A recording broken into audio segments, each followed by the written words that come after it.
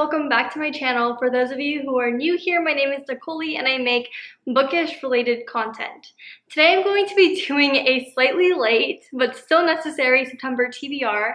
Even though it's the middle of the month already, I feel like that's enough time to tell you guys a sneak peek about the books that I've read, as well as the books that I hopefully will be able to get to in the next couple of weeks. So this month I'm actually participating in two readathons: the Adventures Through Wonderland Middle Grade Readathon hosted by Alexandra Rosalind, and the Bratz Readathon hosted on Instagram and Twitter by Trashy Tomes. So without further ado, let's talk about the books that I'm going to be reading. So the first readathon I'm participating in is the Adventures in Wonderland Readathon hosted by Alexandra Rosalind and a bunch of other notable booktubers.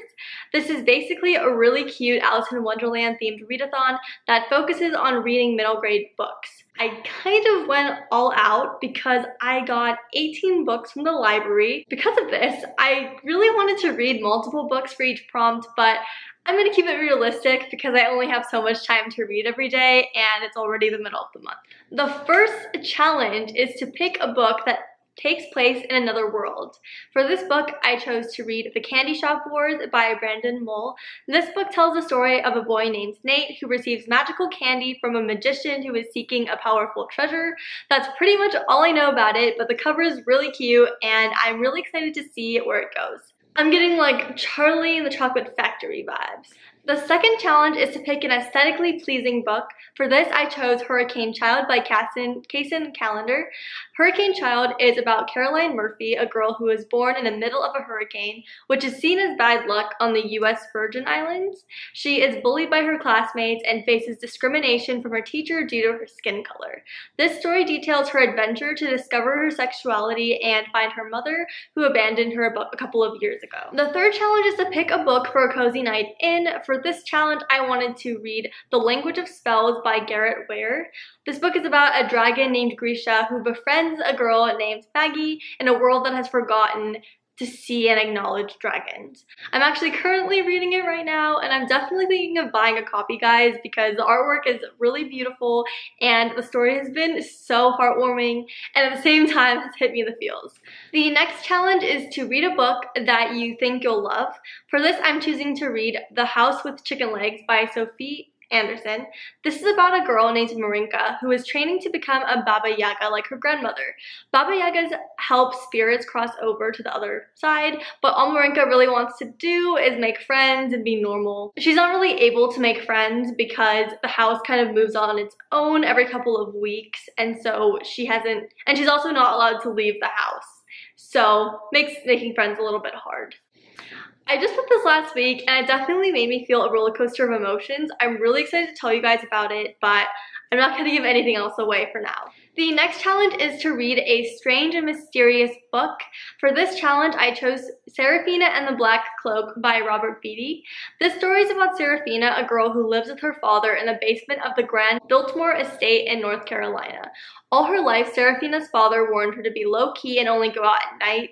She pretty much obeys until children begin to go missing, and she decides to embark on an adventure with a new friend to figure out who the kidnapper is and rescue the kids. The final challenge is to read the group book, which is The Train to Impossible Places by P.G. Bell. This book is about Susie, who wakes up in the middle of the night to find a train that has crashed into her living room.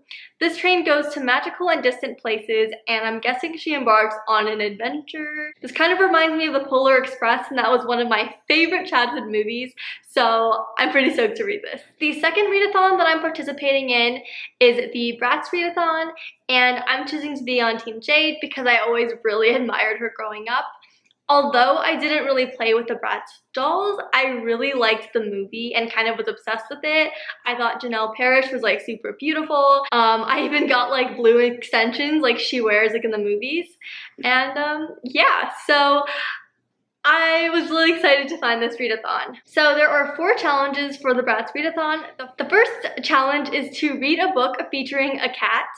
I chose to read the book If Cats Could Disappear by Genki Kawamura, which is a contemporary book about a man who is able to live one more day every time he eliminates something from the world. It sounds really interesting and almost kind of like a Murakami type book, which I read for the first time this year and really fell in love with his writing. The second challenge is to read an Own Voices East Asian book.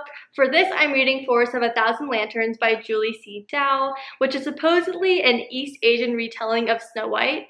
I think though, instead of it being kind of Snow White's story, it's about like a peasant girl who becomes an empress, hence kind of like the evil queen thing, which makes it even more interesting for me. But yeah. The third challenge is to read a book with green on the cover. For this, I chose to read Maybe a Mermaid by Josephine Cameron. Maybe a Mermaid is about an 11-year-old girl named Anthony who has spent her entire life moving city to city for her mother's multi-level marketing job.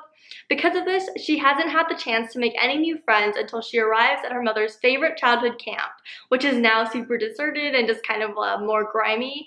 And then she starts to learn about an urban legend about a mermaid that resides in the lake. And I'm sure you can guess there's gonna be friendship and mystery and drama. Finally, the last challenge in the Bratz Readathon is to read a trendy book. So I've been actually getting into graphic novels recently, and I think that they're great to read in between heavier novels.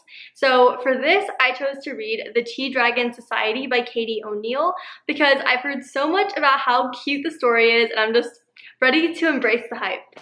I just want to say also that there's one more challenge in the Bratz Readathon, and it's to read the group pick, The Henna Wars. I actually already read that in the month of July for Reading Rush, so I'm not going to be rereading it just because there are so many books I need to get to. I've been hauling books left and right. Gotta get my life together. Those are all the books that I want to read in the month of September. Fingers crossed that I'm able to.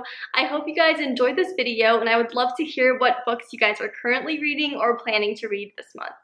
Thank you guys so much for watching, and I'll see you guys in the next video. Bye!